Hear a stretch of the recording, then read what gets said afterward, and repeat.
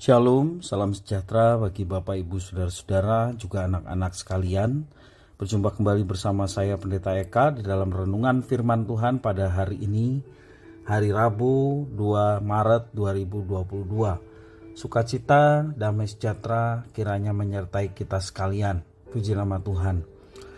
Pembacaan kita hari ini Mazmur yang ke-52 kiranya memberkati kita sekalian. Sebelum kita akan merenungkan bagian firman Tuhan hari ini, kita akan berdoa terlebih dahulu. Tuhan Allah Bapa di surga yang kami puja sembah di dalam Yesus Kristus, kami sungguh bersyukur dan berterima kasih atas kasih dan pemeliharaan Tuhan yang terus kami alami. Juga atas firman Tuhan yang telah Engkau berikan kepada kami. Kami mau terus belajar memahami kehendak-Mu dan berusaha melakukan kehendak-Mu oleh karena pertolongan Roh Kudus. Kami dapat diberi kemampuan untuk melaksanakannya. Karena itu Tuhan, mari Engkau menolong kami untuk kami belajar firman Tuhan. Mampukan kami untuk dapat memahaminya serta menerapkannya. Demi nama Tuhan Yesus Kristus kami berdoa. Haleluya. Amin. Mazmur yang ke-52.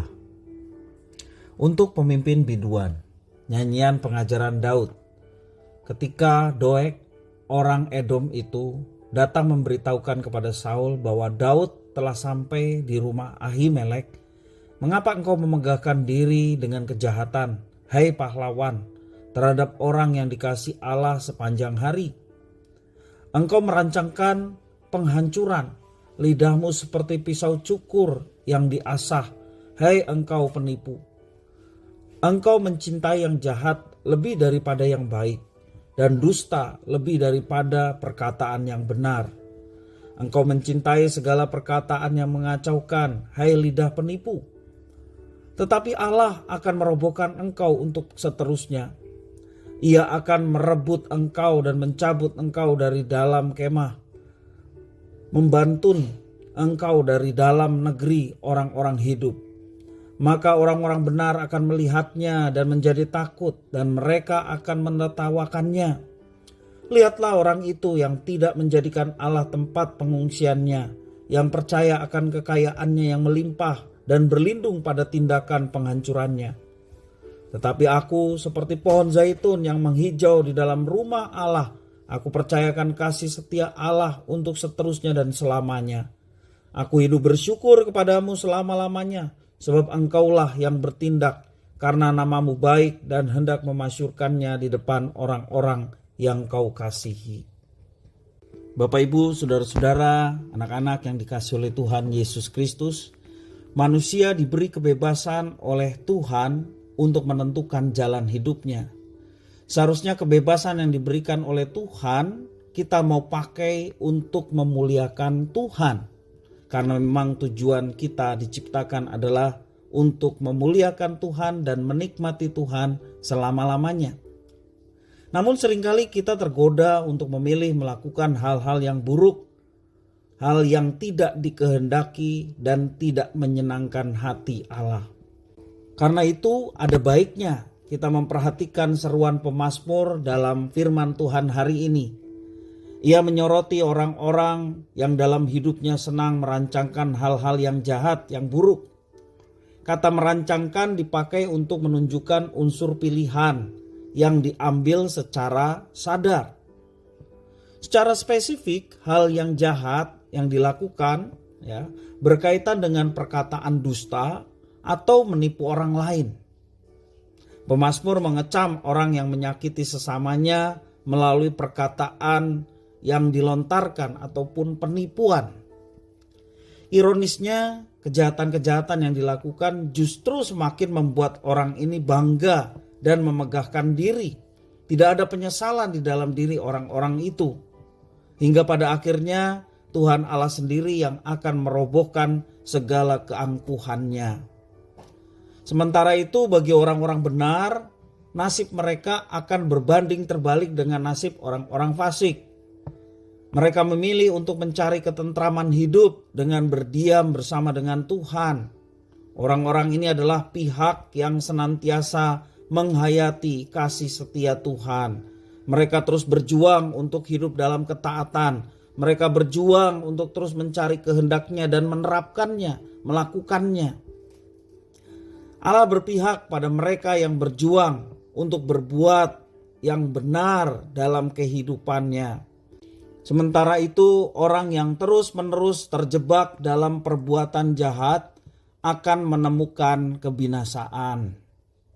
Lantas apa yang sekarang kita akan pilih? Sebagai manusia, kita memang tidak pernah terlepas dari yang namanya kesalahan.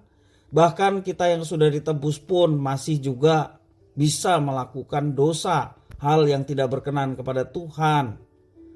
Namun dalam kondisi seperti itu bukan menjadi satu pembenaran bahwa kita tidak akan lepas dari kesalahan, kita tidak akan lepas dari yang namanya dosa, sehingga itu menjadi pembenaran kita tidak mau hidup di dalam kebenaran.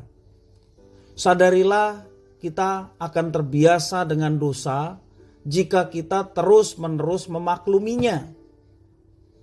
Sebaliknya, ketika kita harus berani memilih segala sesuatu selaras dengan kehendak Tuhan, mari kita senantiasa jangan ragu-ragu untuk memilih yang benar, yang baik. Karena memang itulah yang dikehendaki oleh Tuhan. Kita berdoa setiap hari supaya kiranya Tuhan menjauhkan kita dari kehendak untuk melakukan segala sesuatu yang mendukakan hatinya. Roh Kudus sudah dimateraikan bagi setiap orang Kristen, yakni ketika kita percaya kepada Tuhan Yesus sebagai Tuhan dan Juru Selamat, maka janganlah biarkan Roh Kudus itu didukakan karena kita memilih hal-hal yang melawan kehendak-Nya, hal-hal yang melawan firman Allah. Tetapi biarlah Roh Kudus yang menuntun dan memimpin hidup kita, sehingga kita melakukan apa yang dikehendakinya, dan itu semua tertulis dalam firman Tuhan. Maka perlunya bagi kita adalah untuk senantiasa membaca firman Tuhan, untuk senantiasa merenungkan firman Tuhan dari hari ke hari, sehingga hidup kita dipenuhi oleh sesuatu yang baik, dan Roh Kudus yang menolong kita untuk dapat menerapkannya dalam hidup kita setiap hari. Mari kita berdoa bersama-sama. Tuhan Allah Bapa di surga, kami bersyukur atas firman Tuhan. Engkau yang mengingatkan kami kembali untuk senantiasa merancangkan dalam hidup kami sesuatu yang baik.